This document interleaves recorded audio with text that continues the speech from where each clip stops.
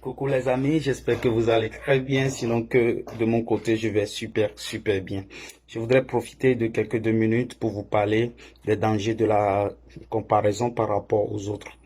Il est vrai que nous avons eu à nous comparer par rapport à des collègues, par rapport à des amis de la fac, par rapport à des collègues de travail, par rapport à des amis de l'enfance.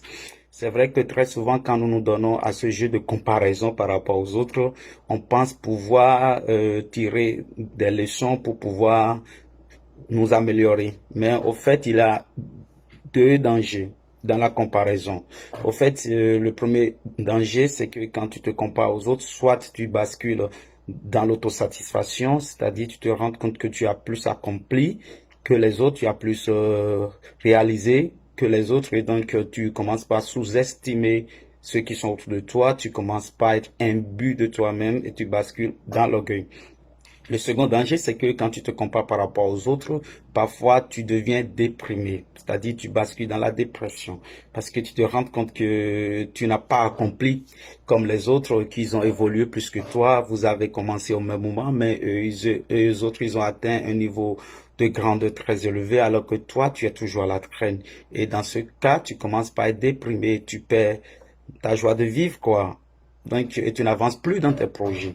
Donc, je voudrais vous exhorter, chacun de nous, à commencer par ne plus nous comparer par rapport aux autres. D'abord, je ne dois pas me comparer par rapport aux autres parce que, nous ne sommes pas nés au même moment, à la même heure, à la même seconde. Nous sommes nés différemment. Dieu nous a fait de façon unique. Chaque être humain est différent. Il est venu sur la terre pour accomplir un but unique.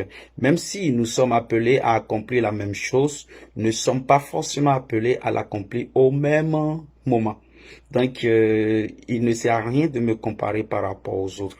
La deuxième raison pour laquelle je ne dois plus me comparer aux autres, c'est que plus quand je me compare aux autres, je ne vois que les retards que j'ai eu, je ne vois jamais les choses que j'ai déjà réalisées dans ma vie. C'est tellement subtil que souvent quand nous nous comparons aux autres, c'est comme si nous ne voyons que les retards, alors qu'il a des choses merveilleuses que nous avons fait dans notre vie que nous ne voyons pas souvent.